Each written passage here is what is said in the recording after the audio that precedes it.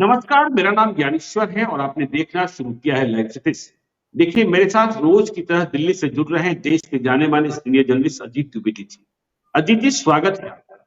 देखिए, हमारे दर्शक कह रहे हैं कि आप रोज महागठबंधन की चर्चा करते हैं, इंडिया ब्लॉक की चर्चा करते हैं, लालू, नीतीश, तेजस्वी क्या कर रहे हैं इसकी चर्चा करते हैं, लेकिन एनडीए में क्या हो रहा है इसकी बातें नहीं करते। क्या एनडीए में सीटों की शेयरिंग हो गई?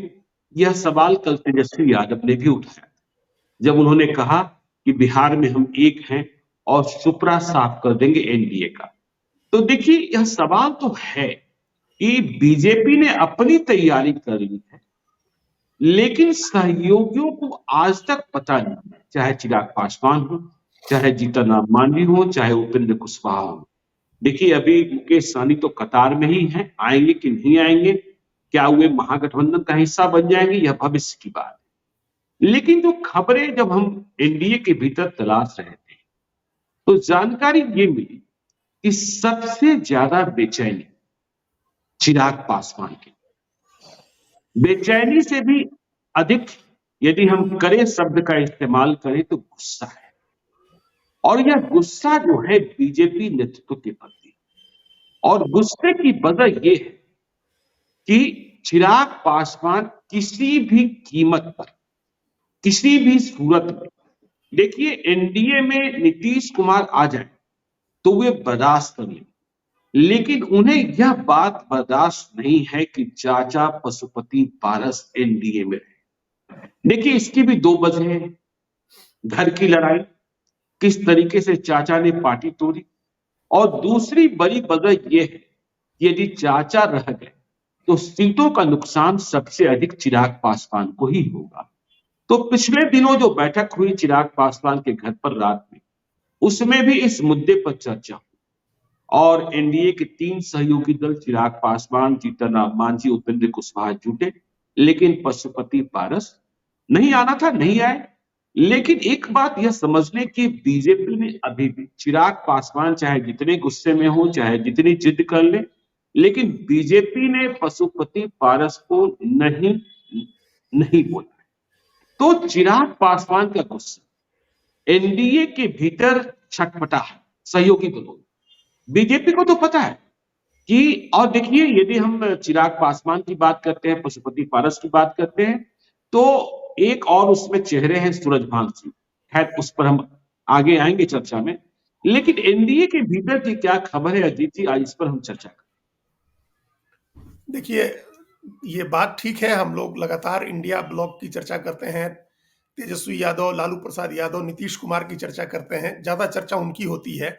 लेकिन अब जो दर्शक हम लोगों के रेगुलर हैं, देखने वाले और बारीकी से देखते हैं, उनको पता होगा कि हम लोगों ने बार बार ये कहा है कि जब तक नीतीश कुमार के बारे में फैसला नहीं होगा, जब तक इंडिया ब्लॉक का मामला नहीं निपटेगा, तब तक एनडीए में कोई फैसला नहीं होगा। ये बात हम लोग बार बार कहते रहे, और सिर्फ बिहार में नहीं, उत्तर प्रदेश में भी फैसला नहीं होगा।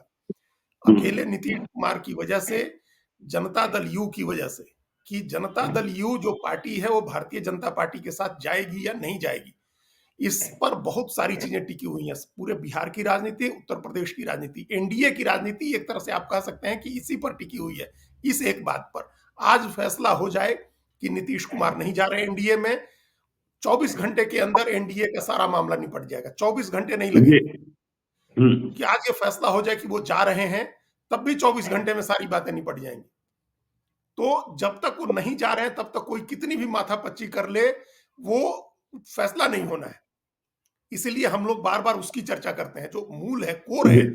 जब तक वो नहीं सुलझेगा, कोई भी मैथ्स का प्रॉब्लम आपको सुलझाना होता है तो सबसे पहले तो शुरुआत में सुलझाएंगे, पहले ही उलझ जाए तो आगे आप नतीजे तक नहीं पहुंच सकते हैं। तो ये फॉर्मूला क्या है? फॉर्मूला है नीतीश कुमार। उनको सुलझाना होगा, उनका हल निकालना होगा, और फिर आप देखिएगा कि तेजस्वी, चिराग पासवान का भी निकल जाएगा, उपेंद्र कुशवाहा का, जीतन राम मांझी का। अगर इस बात को, ये एक कोर, एक बिंदु है, सूत्र है, इसको समझ लेना चाहिए। उसके बाद अगर अब इस अभी के हालात में अगर हम एनडीए की चर्चा करते हैं, ये मान के करें कि अभी कुछ भी हो सकता है, और उसमें जो बेचैनी की बात करें या नाराजगी की बात करें, तो वो निश्चित रूप से, ये बात भी हम लोग अपने प्रोग्राम में कह चुके हैं कि सबसे ज्यादा बेचैनी चिराग पासवान की है, क्योंकि सबसे जी। ज्यादा परेशान चिराग पासवान है। हम्म। दोनों लोगों के बारे में हम लोगों ने कहा था कि उपेंद्र कुशवाहा और जीतन राम मांझी कम से कम एक एक सीटें तो तय हैं, ये एक जी सीट बिल्कुल तय। और ये एक सीट जीतन राम मांझी को मिल जाएगी। इनकी कोई सीट तय नहीं है चिराग पासवान की। हम्म। लेकिन ये तय है और ये पूरी जिम्मेदारी से हम कह रहे हैं कि अगर नीतीश कुमार एनडीए में नहीं आते हैं, अगर जो वो इंडिया ब्लॉक में रह जाते हैं और उनका महागठबंधन बना रह जाता है, तो हम्म। चिराग पासवान जो चाहेंगे वो उनको मिलेगा बीजेपी की तरफ से। फिर उनको बीजेपी लूज नहीं कर सकती है। जी। अगर नीतीश कुमार नहीं आते हैं तो बीजेपी चिराग हम्म। पासवान को लूज नहीं करेगी, अपने साथ बनाए रखने के लिए उनको कुछ भी करेगी, उनके साथ उनकी शर्तों को मानेगी। अब एक हमारी जो जानकारी है, जो पहले बातचीत हो रही थी, तो चिराग पासवान के सामने एक शर्त रखी गई थी कि आप अपनी पार्टी का विलय कर दीजिए भारतीय जनता पार्टी में। ये अच्छा। बहुत पहले, ये पहले की बात है। उनके सामने ये शर्त रखी गई थी कि आप विलय कर लीजिए, फिर आपके कहने से 5 सीटें दी जाएंगी लोकसभा की। 5 सीटें आपके कहने से देंगे और आपको कैबिनेट मिनिस्टर बनाया जाएगा, स्टेट मिनिस्टर नहीं। जी। आपको कैबिनेट मिनिस्टर बनाया जाएगा, 5 सीटें मिलेंगी, आप मर्ज कर दीजिए। उन्होंने पार्टी मर्ज करने से मना कर दिया। वो एक उनके पिता की निशानी भी है और एक अलग पहचान है उस पार्टी की वजह से। जी। पार्टी नहीं मर्ज करने की स्थिति में उनके सामने जो प्रस्ताव था वो ये था कि आपको 3 सीटें दी जाएंगी लोकसभा की और राज्य हम्म। मंत्री का दर्जा मिलेगा, राज्य मंत्री बनाया जाएगा आपको केंद्र सरकार में। लेकिन अब ये चीजें, ये पुरानी बात हो गई, ये पहले की बात थी और वो भी नहीं फ्रुक्टिफाई हो सका, वो भी नहीं फलीभूत हुआ, ये इस फॉर्मूले पर भी आगे अमल नहीं हो सका। तो हम ये मान के चलें कि जो प्रस्ताव उनको था विलय नहीं करने पर, वो प्रस्ताव जी। अभी भी कर रहा है कि आपको राज्य मंत्री बना दिया जाएगा और आपको 3 सीटें दी जाएंगी। अब अगर लेकिन अभी इस जो पर चल मानेंगे नहीं चिराग पासवान। नहीं, वही वही मैं आगे, हम आगे वो बता बात वो कह रहे हैं कि अगर जी। अगर नीतीश कुमार नहीं आते हैं हम्म। बीजेपी के साथ अलायंस छोड़ करके, वो जो महागठबंधन छोड़ करके एनडीए में नहीं आते हैं, तो फिर बीजेपी के, तब फिर चिराग पासवान की बार्गेनिंग कैपेसिटी बहुत बढ़ जाएगी, उनकी जी। मोल भाव करने की क्षमता बढ़ जाएगी। फिर वो अपने लिए बेहतर डिमांड कर सकेंगे और हासिल भी कर सकेंगे। फिर बीजेपी हम्म। उनको हो सकता है कि 4 सीट भी दे दे और 5 सीट भी दे दे और उनको फिर आगे सरकार बनने पर कैबिनेट मंत्री बनाने का भी उनको एक प्रस्ताव दे दिया जाए और उनके हिसाब से अगर वो चाहे तो राज्यसभा पर भी बात कर सकते हैं। ये स्थिति तब है जब नीतीश कुमार नहीं आते हैं। नहीं जी। आएंगे तब तो क्षमता बढ़ेगी, अगर वो आ जाएंगे फिर तो उनकी जो बार्गेनिंग कैपेसिटी है वो एकदम शून्य हो जाएगी। फिर उनको हम्म। जो मिलेगा उस पर समझौता करना होगा या फिर उस अलायंस से बाहर निकलना होगा और बाहर निकलना आत्मघाती होगा, क्योंकि बाहर जी। निकल करके वो कुछ हासिल नहीं कर पाएंगे। चाहे वो, हम्म। बेशक वो चाहे आरजेडी के साथ भी चले जाए तब भी कुछ हासिल नहीं होगा। इसलिए उनकी जो सबसे अच्छी संभावना ये है, उनके लिए जो अभी मन ही मन वो जो प्रार्थना कर रहे होंगे, वो प्रार्थना ये होगी कि किसी तरह से नीतीश कुमार एनडीए में ना आए, चाहे कुछ भी हो जी। जाए, वो रुक जाए, उनका हम्म। आना रुक जाए, फिर वो बार्गेन कर सकेंगे। और हम्म। उसी समय बीजेपी उनके चाचा वाला टेंगल, उनके चाचा का जो पेच फंस रहा है पशुपति पारस का, उसको भी बीजेपी उसी समय निपटाएगी। अगर नहीं हम्म। आते हैं, नहीं आती है, अगर नीतीश कुमार नहीं आते हैं एनडीए में, तो फिर दोनों चाचा भतीजे को बिठा करके या दोनों से अलग अलग बात करके बीजेपी वो मामला सुलझाएगी। दोनों को अपने पसंद की सीटें देने की कोशिश की जाएगी या सहमति बना करके सीट खाली कराई जाएगी। अगर हाजीपुर, जमुई, रोसड़ा ये सब सीटें किसी तरह से आती हैं बहस में, तो जी। समस्तीपुर में, तो उनको वो हम्म। बीजेपी पहल करके ये समझौता कराने की कोशिश करेगी। उसमें बीजेपी की तरफ से एक प्रस्ताव ये था, जिस प्रस्ताव की हमने पहले बात की थी, उस समय ये सवाल हम्म। उठा था कि अगर इस तरह का प्रस्ताव दे रहे हैं चिराग पासवान को, तो पशुपति पारस के लिए क्या प्रस्ताव है, तो ऑलरेडी कैबिनेट मिनिस्टर है। तो उस समय हम्म। हुआ था कि उनको उनके उनके साथ जो एमपी हैं उनकी सीटें उनको दी जा सकती हैं या फिर उन एमपीज को बीजेपी अपना सिंबल दे करके चुनाव लड़ाएगी। तो ये जी। चीजें भी वहां विचार के लिए थी कि किस किस एमपी को ऐसा हो सकता है कि बीजेपी अपने सिंबल पर लड़ाए। आपसे हम्म। पहले भी एक बार बात हो रही थी तो आपने भी कहा था कि कई सीटें ऐसी हैं जो एलजेपी के खाते में है, किसी न किसी धड़े के खाते में है, चाहे राष्ट्रीय बिल्कुल। लोक जनशक्ति पार्टी के पास हो या लोक जनशक्ति पार्टी रामविलास के पास हो। उसमें से कुछ जी। सीटें खुद लड़ना चाहती है, जिसमें एक वैशाली सीट भी है। वो हम्म। बीजेपी की बड़ी इच्छा है कि हमारा कैंडिडेट हो, कमल के फूल छाप पर वो चुनाव लड़ा जाए।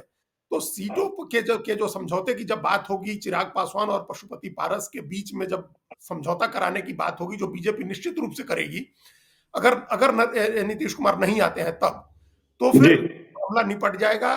फिर कुछ लोगों को बीजेपी अपने सिंबल पर लड़ाएगी, कुछ एक सीट राज्यसभा की होगी जिसको तय करेंगे ये लोग, उनको राज्यसभा की सीट भी दी जा सकती है।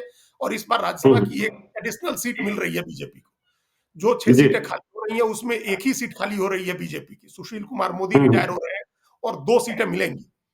तो एक सीट वो स्पेयर कर सकती है सहयोगी पार्टी के लिए, वो भी रामविलास पासवान के बेटे या उनके भाई के की पार्टी के लिए, क्योंकि वो एक उन्हीं के कोटे की सीट थी, रामविलास पासवान की सीट थी जो उनको दी गई थी 2014 के बाद, जो 19 के समय समझौते के समय दी गई थी उनको। जी। तो अब ये समझौता होगा, लेकिन फिर वही वही उसमें एक पेच है कि नीतीश कुमार आते हैं कि नहीं आते हैं।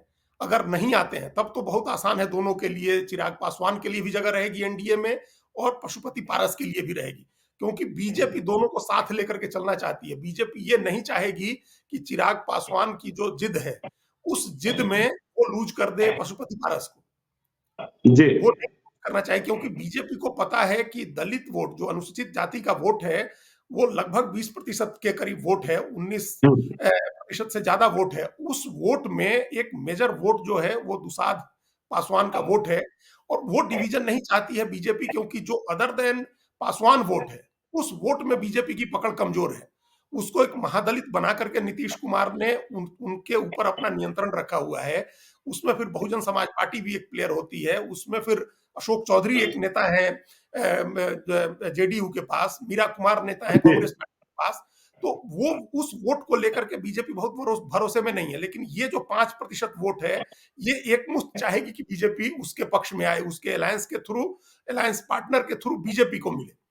अगर चाचा भतीजे के झगड़े में बीजेपी फंस जाती है और भतीजा जिद कर ले कि नहीं चाचा को बाहर ही निकाल दीजिए, तो ये जिद पॉलिटिक्स में नहीं चलती है, वो भी बीजेपी की पॉलिटिक्स में नहीं चलती है। बीजेपी अगर लेकिन ये आज की तारीख में खबर यही है मजीद जी, आज की तारीख में खबर यही है कि चिराग पासवान ने साफ तौर पर कहा है कि यदि चाचा रहेंगे तो मैं नहीं रहूंगा।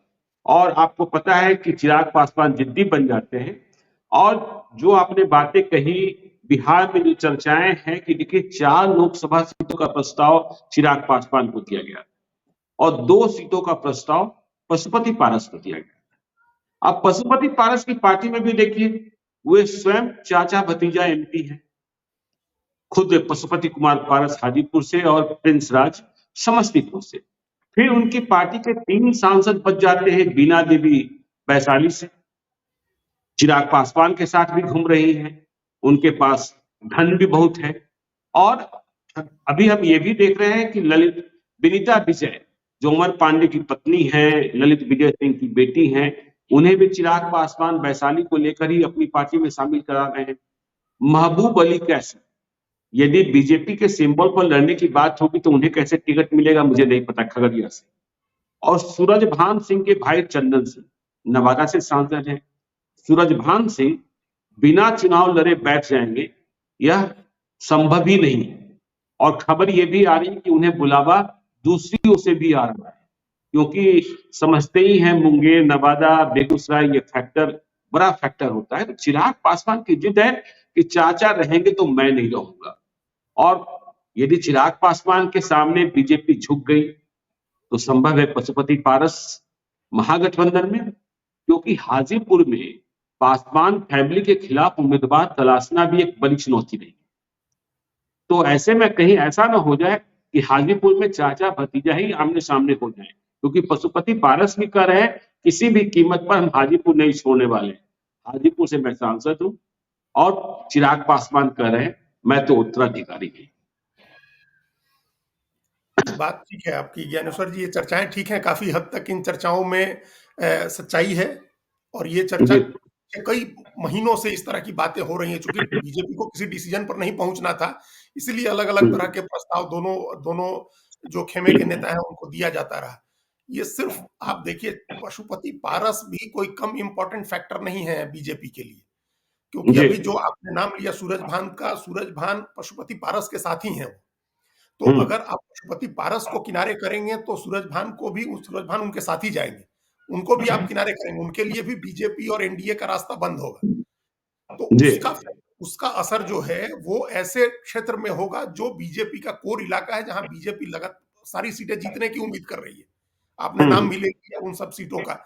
तो आप वहां एक मजबूत व्यक्ति आप उसको स्पेयर नहीं कर सकते हैं, उसको छोड़ नहीं सकते हैं कि वो दूसरे खेमे में चला जाए, आरजेडी में चले जाएं, आरजेडी के टिकट से या उस अलायंस में, महागठबंधन के अलायंस में लड़ें, फिर कई सीटें प्रभावित हो सकती हैं। बेगूसराय की सीट, मुंगेर की सीट, नवादा की सीट, जहानाबाद की सीट, जी ये लाइन से ये सीटें प्रभावित होंगी, जिनमें से 2 पर तो वो एमपी रह ही चुके हैं। मुंगेर से उनकी पत्नी हम्म एमपी रही हैं और अभी नवादा से उनके भाई एमपी हैं। तो कोई एक नहीं नेता जी जी उनके, तीन से कोई न एक कहिए, तीन से कहिए, बलिया, मुंगेर और नवादा। बलिया से स्वयं बलिया से वो सूरज खुद भान रहे जी हैं, एमपी। बलिया से जी वो खुद रहे हैं एमपी। तो हम्म कोई एक नेता बताइए जो इतनी जगह से चुनाव लड़ा हो और जीता भी हम्म हो, जिसका इतना लंबा चौड़ा असर का क्षेत्र हो, तो कुछ ना कुछ असर तो रखता होगा वो नेता, जिसकी वजह से वो इतने इतनी जगह से चुनाव जीतता रहा। तो जी अच्छा, वो बिल्कुल। जिस वोट को रिप्रेजेंट करते हैं वो बीजेपी का कोर वोट है, और इस हम्म बार कैंडिडेट के हिसाब से लोकसभा में कई बार कैंडिडेट के चेहरे पर वोट पड़ता है, तो बीजेपी ये जोखिम नहीं ले सकती है कि उसका उस वोट में किसी तरह का नुकसान। देखिए, ये दोनों कोर वोट का मामला है, पासवान और भूमियार, ये दोनों वोट है, ये कोर वोट है बीजेपी का, जो चाहती है कि इसमें से 1% वोट भी इधर उधर नहीं हो।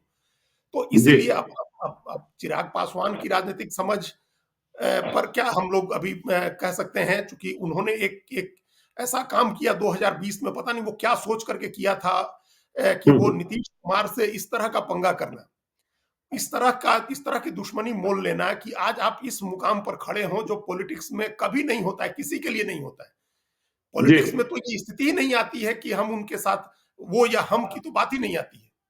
हम्म कई जगह आपने देखा है कितना कितना कन्वीनियंट समझौता होता है पॉलिटिक्स में, सब पार्टियां जो आज एक दूसरे की विरोधी होती हैं, कल उनके साथ समझौता करती हैं। तो चिराग पासवान इस हद तक चले गए नीतीश कुमार से लड़ाई में, जबकि नीतीश कुमार ने कुछ बिगाड़ा था 2020 के पहले, ये नहीं जानकारी है। 2020 के पहले तो कोई उनका रामविलास पासवान जी के साथ बहुत अच्छा सद्भाव था नीतीश कुमार का, कोई ऐसा नहीं था कि वो कुछ नुकसान कर रहे थे। लेकिन वो अब ये है कि बीजेपी के बहकावे में आकर के किया, या कोई लॉन्ग टर्म का अपना फायदा देखा, उस समय अब उनकी राजनीतिक समझ है, उन्होंने एक डिसीजन लिया नीतीश जी कुमार के साथ लड़ जाने का। तो आज उसकी वजह से अब उसी तरह का स्टैंड आप ले रहे हैं अपने चाचा के लिए। तो हम्म बीजेपी जो है, जब बीजेपी इस तरह का ये स्टैंड कैसे टॉलरेट करेगी? चिराग पासवान का तो कुछ भी दांव पर नहीं है, वो अपनी पार्टी के अकेले एमपी हैं और उनके पार्टी के एक बिल्कुल। एमएलए जीते थे, वो भी छोड़ करके चले गए हैं। हम्म तो आपकी जो दांव पर तो बीजेपी का लगा हुआ है कि उसको बिहार में भी सरकार बनानी है और केंद्र में अपनी सरकार वापस ले आनी है।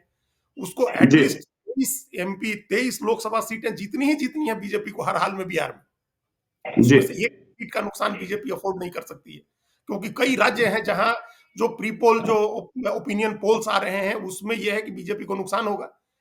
तो एक एक सीट जहां बचाने की इतनी जिद चल रही है, तो वहां ये जिद नहीं चलेगी कि, और कि हम चाचा के साथ नहीं जाएंगे, हम नीतीश कुमार के साथ नहीं रहेंगे। अरे आप कितना वोट ले आकर के दे दीजिएगा बीजेपी को कि आपकी वजह से बीजेपी सबको छोड़ दे? जी देखिए, बिल्कुल। की अपनी जरूरतें हैं, बीजेपी की जरूरत है चिराग हम्म पासवान, लेकिन ऐसी हम्म अनिवार्यता नहीं है कि उनके लिए सबको छोड़ देगी बीजेपी। ये हम्म बात उनको समझनी होगी। दूसरा, ये प्रेशर की पॉलिटिक्स कर रहे हैं कि वो विनीता विजय को शामिल करा रहे हैं वैशाली पर दावा करने के लिए। वैशाली की एमपी तो उनके कार्यक्रम में गई थी, जाकर के बैठी थी। तो जी एक दावा पहले से अपना दावा ये मजबूत करना कि वो सीट, जब भी सीट शेयरिंग की बात करने हम बीजेपी के साथ बैठेंगे वो, तो उस समय वो हम्म वैशाली सीट का दावा रखेंगे कि हमारे पास एक मजबूत कैंडिडेट है। तो जी इसका मतलब आप देखिए, अगर अगर वो एक भूमिहार कैंडिडेट ले आकर के वैशाली से आगे करने की कोशिश कर रहे हैं, तो हम्म वैसे भी सूरज भान के लिए ये चिंता की बात होगी, क्योंकि उनको अगर 4 सीटें मिलनी है, या पूरे ग्रुप को मिलाकर के 6 सीटें मिलनी है, तो 2 तो भूमिहार नहीं दे सकते हैं, 3 तो सुरक्षित सीटें जी लेनी है उन लोगों को। और वैशाली में भूमिहार कैसे लड़ा पाएंगे, ये भी देखने की बात होगी, ये राजनीतिक भी विस्तृत देखने की रही है। बात है, किस किस राजनीतिक समीकरण से आप लड़ाएंगे। जी बीजेपी भी तो राजनीतिक समीकरण देखेगी। आप देखिए कि हम्म बीजेपी को पिछली बार जो 17 सीटें मिली थी, उसमें किसी तरह से उसने एक सीट भूमिहार के लिए निकाली थी, बेगूसराय। अभी ज्यादा से ज्यादा जी एक सीट और निकाल देगी। तो हम्म तो ये समीकरण एक व्यक्ति के हिसाब से, एक व्यक्ति के विम्स एंड फैंसीज से पॉलिटिकल डिसीजंस नहीं होते। और दूसरी ये भी बात है कि वहां कोई बहुत हार्ड बार्गेनिंग होगी। जब ये लोग बैठेंगे सीट शेयरिंग कर रहे, बहुत हार्ड बार्गेनिंग होगी। वो कोई सद्भाव नहीं दिखाया जाता है कि आपके लिए सीट छोड़ देंगे। भाई, जी सद्भाव बिल्कुल। दिखाना होगा बीजेपी को चिराग पासवान के प्रति। तो अब 5 साल होने जा रहे हैं, 3 साल तो हो ही गए, चौथा साल चल रहा है जब वो राजनीतिक बियाबान में भटक रहे हैं। 3 साल हो गए, जी 2000 के नवंबर से वो राजनीतिक बियाबान में भटक रहे हैं। हम्म और उस बीच बीजेपी ने क्या किया उनके लिए? बीजेपी ने उनके लिए कुछ भी नहीं किया है। बीजेपी चाहती तो उनका बंगला खाली नहीं होता, वो 12 जनपद का। हाँ और जिस दिन और बंगला खाली हुआ था कैसे रो रहे थे चिराग वो पासवान। रहे थे वो। तो वो बंगला खाली नहीं होता, वो मंत्री होते हैं। जी। बीजेपी ने जिस नीतीश को मंत्री बनाया, वो बीजेपी के लिए मंत्री बनना कौन सी बड़ी बात है, कुछ मंत्री नहीं, बना कुछ देते नहीं। उनको। तो बिल्कुल। वो कुछ नहीं दिया बीजेपी ने 3 साल। तो इस बात को पता नहीं वो समझ रहे हैं कि नहीं समझ रहे हैं कि बीजेपी के समीकरण में या किसी भी पार्टी के समीकरण में जो उपयोगिता का सिद्धांत है वो सबसे इंपॉर्टेंट है। आपकी कितनी जी। उपयोगिता है, उतनी ही आपको उतना ही महत्व मिलेगा। तो इस बात को उनको समझ के, ठीक है, उनको बार्गेनिंग करनी चाहिए। अपने बार्गेनिंग के लिए अपने पास कुछ अस्त्र शस्त्र वो जुटा रहे हैं तो वो भी जुटाना चाहिए। वो अच्छे नेताओं को अपनी पार्टी में शामिल करा रहे हैं, बड़े नेताओं को, ये भी अच्छी बात है। लेकिन बार्गेनिंग के प्रति प्रैक्टिकल होना होगा, व्यावहारिक होना होगा, इस लचीलापन रखना होगा। जो स्ट्रेटेजिक फ्लेक्सिबिलिटी होती है वो ले आनी होगी, और उसको वो बीजेपी से उनको सीखना होगा कि बीजेपी किस तरह से रणनीतिक लचीलापन रखती है अपनी बातों में, अपने अपने अपने सही रणनीति बात। अपनी रणनीति में उस तरह का एक लचीलापन ले आना होगा चिराग पासवान को, ताकि वो, ठीक है, उनका स्टैंड रहे कि नीतीश कुमार के साथ नहीं है, लेकिन राजनीति आप उनके यहाँ कोई शादी संबंध तो करने नहीं जाना है आपको। आप लोग जी। एक कन्वीनियंस के हिसाब से आप लोगों के बीच एक अलायंस होना है, सुविधा के हिसाब से आप लोगों का गठबंधन बनना है, फिर आप अपने रास्ते, वो अपने रास्ते। तो ये उनको इस तरह का रुख रखना होगा। बीजेपी के साथ जब भी बातचीत हो, ये कोई भी हार्ड एंड पोजीशन उनको नुकसान पहुंचा सकता है।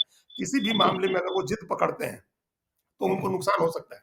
पिछली बार की उनको उनकी जो जिद थी उसके पीछे ताकत थी बीजेपी की। परोक्ष रूप से ही सही, कोई मानता नहीं है इस बात को, लेकिन वो बीजेपी की ताकत थी। अब अगर बीजेपी के सामने ही वो ऐसी जिद पकड़ ले कि बीजेपी अपनी ताकत खींच ले, तो फिर उनके पीछे क्या ताकत रहेगी? नहीं, देखिए ना अजीत जी, पार्टी के भीतर भी आप विनीता विजय को ले आ रहे हैं, अरुण कुमार पहले से मौजूद है। बिल्कुल कितनी सीटें आप भूमिहार को दे देंगे? दे अरुण देंगे। कुमार आपकी पार्टी में इसलिए नहीं आए कि चुपचाप बैठे रहना है और आपके साथ चलते रहना है, उन्हें भी तो लोकसभा का चुनाव लड़ना है। हाँ, तो ठीक है, आप बिहार फर्स्ट, बिहारी फर्स्ट को लेकर पूरे बिहार की यात्रा करते रहते हैं। आपके पिता रामविलास पासवान जी मौसम वैज्ञानिक माने जाते हैं, और 2014 का वो किस्सा तो आप तो गवा रहे हैं कि किस तरीके से रामविलास पासवान ने यूपीए से एनडीए में, और उसमें राजनाथ सिंह और धर्मेंद्र प्रधान की भूमिका। तो 2020 में तो खैर इन्होंने दूसरी राजनीति कर ली, मौसम वैज्ञानिक नहीं बने, ठीक है, जिसका नुकसान भी झेलना पड़ा। हम इस पर भी चर्चा करें, यदि थोड़ा सा संक्षेप में 2014 की कहानी बता दें तो यह भी समझ में आएगा कि बीजेपी की रणनीति क्या होती है और रामविलास पासवान कैसे फैसला लिया करते थे। और बिल्कुल। आगे ये, जी, और आगे ये कि यदि नीतीश कुमार यदि एनडीए में चले गए तो क्या चिराग और तेजस्वी की दोस्ती भी हो सकती है? एक लाइन में पहले इसका 2014 पहले। ये एक लाइन में इसका जवाब नहीं। पहले 2014 पर आने के पहले ये जो बाद में कहा आपने कि दोस्ती में कोई जी। दिक्कत नहीं है, दोनों युवा बिहारी हैं। चिराग पासवान ने तो युवा बिहारी लगा ही रखा है अपने ट्विटर के हैंडल में, एक्स हैंडल में, युवा बिहारी और उनका। पशुपति पारस कहते हैं कि ये तेजस्वी के प्रति हमलावर नहीं होते। हाँ, नहीं होते हैं। तो ये युवा बिहारी हैं, दोनों लोग युवा बिहारी हैं। बिहार के जी। का हम लोग भविष्य देखते हैं। और हमने कल भी कहा था कि जो जो रामविलास पासवान और लालू यादव की लीगेसी दोनों को ट्रांसफर हुई है, लेकिन हम्म। दोनों के बीच एक कई चीजें होती है कि दूध अचार का जैसे नहीं संबंध बनता है, उस तरह का जी। मामला है ये आरजेडी और लोक जनशक्ति पार्टी का। और ये हम लोग हम्म। 2009 2010 दोनों चुनाव में देखे थे। जी। 2009 का लोकसभा भी हम लोगों ने देखा था, जब एक भी सीट नहीं जीत पाए थे रामविलास पासवान, अपना हाजीपुर की सीट हार गए थे। और 10 में हम्म। 24 विधायक उनके जीते थे, 5 में, और वो एक चुनाव में 24, फिर उसके बाद भी उनके 9 या 10 विधायक जीते, और उसके बाद 4 सीट पर आ गए, 5 जी। सीट पर आ गए। तो ये हम लोगों ने देखा था, वो नहीं होता है, जो हम लोगों के मैच नहीं बैठता है दोनों के वोट के बीच में। जो ग्राउंड लेवल का जो सोशल कॉन्फ्लिक्ट है, जो हम बार बार कहते हैं कि जो कास्ट का मोबिलाइजेशन है, वो दूसरे बहुत हिस्टोरिक उससे देखने की जरूरत होती है। वो नेता के मिल जाने से जमीन पर उसका काडर कार्यकर्ता वोटर नहीं मिलता है। तो वो चले जी। जाएंगे, उनको अच्छी खासी सीटें भी मिल जाएंगी। लेकिन हम लोगों ने सबने हसर देखा, पिछली बार 4 सीट पर मुकेश सहनी लड़ रहे थे, 3 सीट पर वो भी लड़ रहे थे, उपेंद्र कुशवाहा भी लड़ रहे थे, लेकिन किसी को कोई सीट मुकेश नहीं सहनी मिली। 3 सीट पर, मुकेश सहनी 3 सीट पर। मुकेश सहनी 3 सीट पर लड़ रहे थे, लेकिन किसी को कोई सीट नहीं मिली। आरजेडी को जी। भी नहीं मिली, ना उपेंद्र कुशवाहा 5 सीट पर। 5 सीट पर, ना उपेंद्र कुशवाहा को एक भी सीट मिली, ना मुकेश सहनी को एक सीट मिली, ना आरजेडी को मिली। तो सबकी हालत वैसी ही हो जाएगी। तो जी। वो नहीं होना है। वो दोस्ती हो जाएगी, लेकिन चुनाव में उसका राजनीतिक फलाफल कुछ नहीं होना है। उनको सीखना चाहिए अपने पिता का, जो 2014 में, 2009-10 में जो गलती की थी रामविलास पासवान ने, उसको किस तरह से उन्होंने दुरुस्त किया 2014 में। वो एक जी। समय में ज्ञानेश्वर जी, एक ही समय उनकी जेडीयू से भी बात हो रही थी, नीतीश कुमार अलग हो गए थे और वो अकेले लड़ने जा रहे थे, तो उनके तरफ से जेडीयू से भी बात हो रही थी। और केसी जी त्यागी उस समय राज्यसभा के सांसद थे, लोधी रोड में उनका बंगला था। उस बंगले में सारी मीटिंग्स हुई और 7 सीटों की लिस्ट बन के तैयार थी कि जेडीयू के साथ लड़ेंगे रामविलास पासवान, ये 7 सीटें उनको मिलेंगी।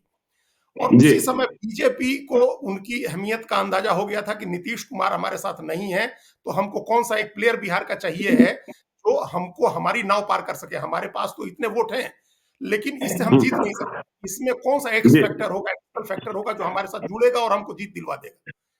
चूंकि जी देखिए, बिहार उस समय की राजनीति तो सिर्फ 3 ही नेताओं के इर्द गिर्द थी, लालू प्रसाद यादव, हम्म, रामविलास पासवान और नीतीश कुमार। तो नीतीश कुमार जी अलग हैं और लालू यादव अलग हैं। रामविलास पासवान पहले लालू यादव के साथ थे और नीतीश कुमार से बात कर रहे हैं। वहां से हम्म, बीजेपी को उनको उड़ा के ले आना था। तो ये जी संयोग था। उस समय एक एक न्यूज चैनल में हम लोग थे और उसकी एक पार्टी हो रही थी ताज मानसिंह, ताज पैलेस होटल में, धौला कुआं में। जी और धर्मेंद्र प्रधान उस समय प्रभारी थे।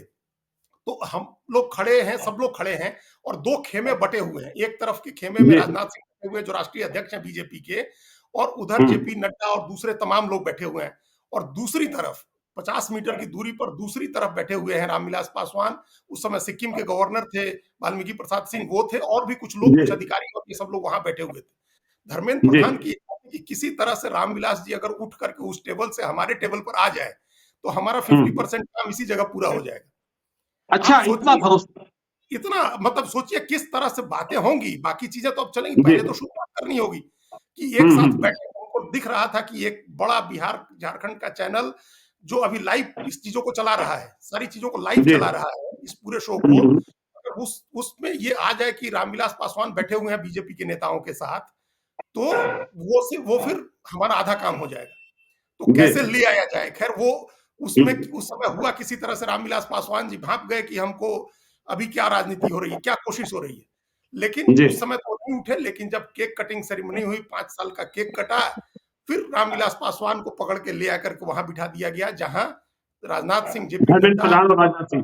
प्रधान वगैरह सब लोग बैठे हुए थे। और बिहार की बात शुरू हो गई। वहां बिहार की ही बात होती रही कि नड्डा जी कैसे जी बिहार में पढ़े और उनके पिताजी कैसे वहां पढ़ाते थे और वो सारी चीजें। और फिर ऐसा घुल मिल गए वहां उस जगह, फिर वो तमाम वीडियो सारी जगह चलने लगे। और उसके 1-2 दिन के बाद ही फिर राजनाथ सिंह की मुलाकात हुई और जेडीयू का चैप्टर क्लोज हो गया और रामविलास जी बीजेपी के साथ चले गए। 14 जनवरी देखिए, का दिन। राजनीति में एक रोमन राजनीति का एक 2 सिद्धांत है ज्ञानेश्वर जी। पहला जी सिद्धांत है कि अगर आपको जीतते हुए पक्ष का चुनाव करना नहीं आता है, तो आप हारते हुए पक्ष का पीछा छुड़ाएँ। ये सबसे पहला सिद्धांत अच्छा होता है। ये हाँ रोमन राजनीति का बड़ा स्थापित सिद्धांत है कि जी आपको जीतते हुए पक्ष का चुनाव करना नहीं आता है, तो आप हारते हुए पक्ष से पीछा छुड़ाएँ। चिराग हम्म, पासवान को ये बात अपने पिता से सीखनी चाहिए है। उनको लग गया था कि इस समय मुख्यमंत्री होने के बाद, सरकार होने के बावजूद नीतीश कुमार हारती हुई ताकत है। जी नीतीश कुमार तो पीछा छुड़ाइए, लालू यादव और नीतीश कुमार दोनों से पीछा छुड़ाइए। उन्होंने इस सिद्धांत को, वो पता नहीं उनको वो रोमन राजनीति का सिद्धांत पता है या नहीं है, लेकिन हम्म, उन्होंने कहा पहला गुण तो ये होता है कि आपको जीतते हुए पक्ष का चुनाव करना आना चाहिए। दूसरा जी होता है सिद्धांत कि अगर ये गुण नहीं है, जीतते हुए पक्ष का चुनाव नहीं कर सकते हैं, तो हारते हुए से हम्म, पीछा छुड़ाइए। तो रामविलास जी ने 2014 के पहले लालू यादव से भी पीछा छुड़ा लिया, नीतीश कुमार से भी पीछा छुड़ा लिया। और जी वो बिल्कुल उनमें एक गुण था कि उन्होंने जीतते हुए पक्ष का चुनाव कर लिया, बीजेपी के हम्म, साथ चले गए। तो ये चिराग पासवान को समझना चाहिए कि उनको अब ये, अगर वो गलती जो कहा कि अगर तेजस्वी के साथ दोस्ती करने, तो ये तो जानबूझ करके आप हारते हुए पक्ष का चुनाव करने जाएंगे। हम्म, अगर जो नीतीश कुमार आ जाते हैं बीजेपी के साथ, फिर तो विनिंग फोर्स क्या है ये समझना थोड़ी बड़ी बात है। ये कोई मुश्किल काम नहीं है। जी अगर नीतीश कुमार लौट आए एनडीए में और बीजेपी जेडीयू हम्म, साथ में हो, तो जीतने वाला पक्ष कौन है, इसमें तो कोई संशय ही नहीं रह जाएगा। तो जी चिराग जी पासवान को उस हिसाब से फैसला करना होगा जिस हिसाब से उनके पिताजी फैसला करते थे। और एक हम्म, बार, 2 बार उन्होंने, एक बार रामविलास पासवान जी ने ये भी कहा था, बहुत, हम तो बड़े बड़े आदरणीय थे और हम बड़ा सम्मान करते थे उनका, हमने वैसा विनम्र और वैसा समावेशी नेता बहुत कम बिल्कुल देखा। बिल्कुल तो हम्म, वो हमेशा, उन्होंने एक बार जब वो चुनाव हार गए थे, 9 वाला ही चुनाव, तो पूछा था लोगों ने कि अब हम्म, आप क्या करिएगा? तो उन्होंने कहा था कि किसान की फसल एक बार मौसम में खराब हो जाती है तो अगली बार वो खेती थोड़ी छोड़ देता है। हमारी खेती अच्छा यही हमारी खेती जी यही है, तो हम क्या करेंगे? तो फिर जी किसान जो है अपनी फसल बचाने के उपाय करता है। ये नहीं हो सकता है हम्म, किसान की फसल एक बार खराब हो जाए तो दूसरी बार हिम्मत करके खड़ा हो सकता है। दूसरी बार भी खराब हो जाए तब क्या करेगा? अगर हर बार खराब होती रहे तो चिराग पासवान की फसल 2 बार खराब हो चुकी। जी 2019 खराब हो चुका, 2020 भी खराब हो चुका। अब 2024 खराब हो जाए ये वो अफोर्ड नहीं कर सकते। एकदम सेम उसी स्थिति में है जिस स्थिति में 2009-10 हारने के बाद उनके पिता रामविलास पासवान थे। तो अब जी उस बिल्कुल। स्थिति में अभी इनके लिए अनिवार्य है कि ये जीतते हुए पक्ष का चुनाव करें, हारते हुए पक्ष के साथ जाने की गलती न करें। किसी भी इशू पर रिजिडिटी पॉलिटिक्स में कभी भी सही नहीं मानी जाती है। आप में आप तन करके खड़े हो गए, ठीक है, तन करके खड़े रहिए, जहां लचीलापन चाहिए वहां लचीलापन रखिए। वहां जो जी है सबने देखा था रामविलास जी को 2002 के दंगों के बाद उन्होंने कितना एग्रेसिव भाषण दिया था और पार्टी छोड़ी थी। जी। लेकिन उस समय उनको पता था कि 4 में जीतने वाला पक्ष कौन सा होगा। तो हम्म। आपको इस तरह से समझना होगा, समय रहते आप भांपना होगा कि कौन सा जीतने वाला पक्ष है, कौन सा हारने वाला पक्ष है, आपका इंटरेस्ट किसमें है। आप इस युवा अवस्था में 40-41 साल की उम्र है चिराग पासवान की और तीसरी बार गलती नहीं कर सकते हैं वो। तो उनको जो जो रणनीतिक लचीलापन है, अगर सिर्फ ये आ जाए तो उनको कोई नुकसान नहीं होगा। जी फिर वो समझौता कर लेंगे। आप देखिए अभी 1 एमपी से बढ़ के आप 4 एमपी पर तो पहुंचिए, केंद्र में मंत्री पद लीजिए, फिर उसके बाद आप पॉलिटिक्स करिए। अभी तो अगले ही साल विधानसभा की पॉलिटिक्स है। फिर उस समय आपकी बार्गेनिंग कैपेसिटी ज्यादा रहेगी। अगर अभी आप फिर एक ही सीट पर रह गए तो फिर के लिए क्या बार्गेनिंग कैपेसिटी रहेगी आपकी। तो सही। उनको इस हिसाब से सोच करके पॉलिटिक्स करनी चाहिए। अभी कोई भी जो अड़ियलपन दिखाना वो नुकसान कर देगा। चलिए, तो वो नुकसान कर देगा। और एनडीए में सीट शेयरिंग भी नीतीश कुमार के हाँ या ना के कारण फंसा हुआ है कि नीतीश कुमार पहले हाँ बोले या ना बोले, या तो दरवाजा पूरे रूप से खुल जाए या दरवाजा पूरे रूप से बंद हो जाए। बातचीत अब भी जारी है। ये नहीं माना जाना चाहिए कि नीतीश कुमार ने कोई अंतिम फैसला कर लिया है। तो चिराग पासवान की ये जिद शायद भारी पड़ सकती है कि यदि चाचा रहेंगे तो मैं नहीं। और चिराग पासवान की कोई सीट अभी एनडीए में फाइनल नहीं हुई है। बातचीत का निष्कर्ष यही निकलता है। तो नीतीश कुमार कब फैसला करते हैं देखने की बात होगी। आगे भी हम बिहार की चर्चा करते रहेंगे। आज मेरे साथ जुड़े अजीत जी, बहुत बहुत धन्यवाद। हम अपने दर्शकों से कहते हैं कि यदि अब तक आपने हमारे यूट्यूब चैनल लाइव स्ट्रीम को सब्सक्राइब नहीं किया है तो जरूर कर लीजिएगा। और यदि इस वीडियो को फेसबुक पेज के माध्यम से पेज को लाइक कीजिएगा, ट्विटर पर भी हमें फॉलो कीजिए। धन्यवाद।